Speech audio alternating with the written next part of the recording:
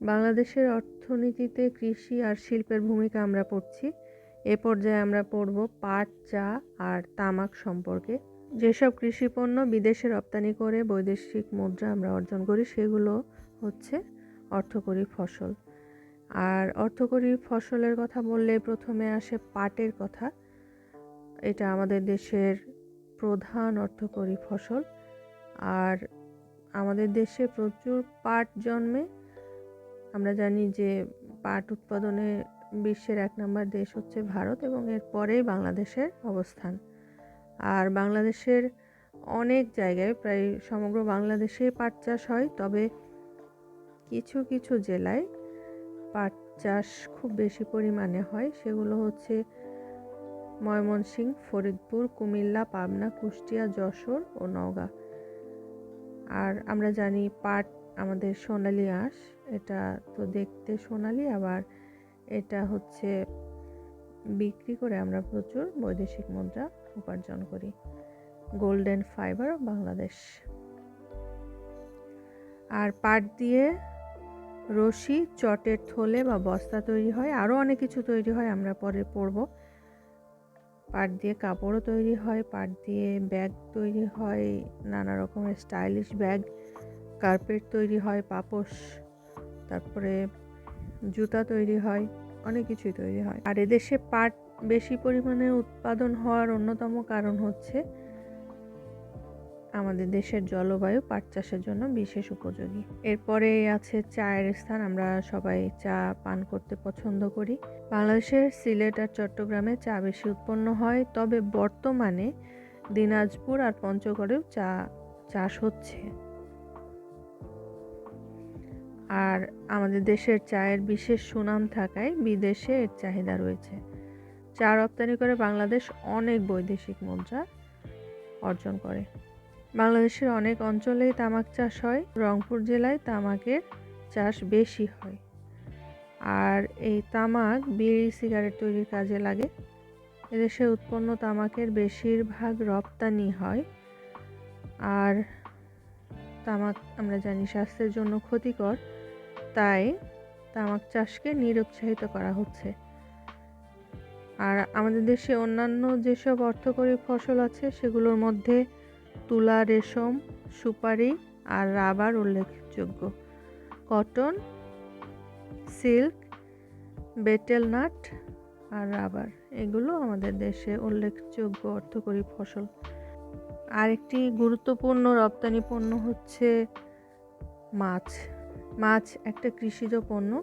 কৃষিজ আয়ের প্রায় 23% মাছ থেকে আসে এবং আমরা যে বৈদেশিক অর্থ উপার্জন করি সেইখানে প্রায় 5% আসে হচ্ছে মাছ রপ্তানি করে। এই হলো আমাদের এই লেসনের পড়া। এরপরে এখান থেকে যেসব গুরুত্বপূর্ণ প্রশ্নগুলো হতে পারে সেগুলো আমি একটু আলোচনা করব এখন। অর্থকরী ফসল কি? যেসব কৃষিপণ্য বাইরের দেশে রপ্তানি করে বৈদেশিক মুদ্রা আয় করা যায় সেগুলোকে অর্থকরী ফসল বলে। আমাদের প্রধান রপ্তানিযোগ্য অর্থকরী ফসল কি? পাট আমাদের প্রধান রপ্তানিযোগ্য অর্থকরী ফসল। পাট উৎপাদনে বাংলাদেশের অবস্থান বিশ্বে কততম? আমরা জানি পাট উৎপাদনে বিশ্বে ভারতের অবস্থান প্রথম এবং বাংলাদেশের অবস্থান ভারতের পরেই। আসলে এই এলাকাটাই হচ্ছে পাট চাষের জন্য খুব সুইটেবল, খুব উপযোগী। পাটকে সোনালী আঁশ বলা হয় কেন? আমরা জানি পাটের রং সোনালী। পাট ও পাটজাত পণ্য রপ্তানি করে আমরা প্রচুর বৈদেশিক মুদ্রা উপার্জন করি, তাই পাটকে সোনালী আঁশ বলা হয়। বাংলাদেশের কোন কোন জেলা পাট চাষের জন্য বিখ্যাত? বাংলাদেশের সব অঞ্চলে পাট উৎপন্ন হয়, তবে ময়মনসিংহ, ফরিদপুর, কুমিল্লা, পাবনা, কুষ্টিয়া, যশোর এবং নওগাঁ বিশেষভাবে বিখ্যাত পাট উৎপাদনের জন্য। পাটজাত পণ্য কোনগুলো?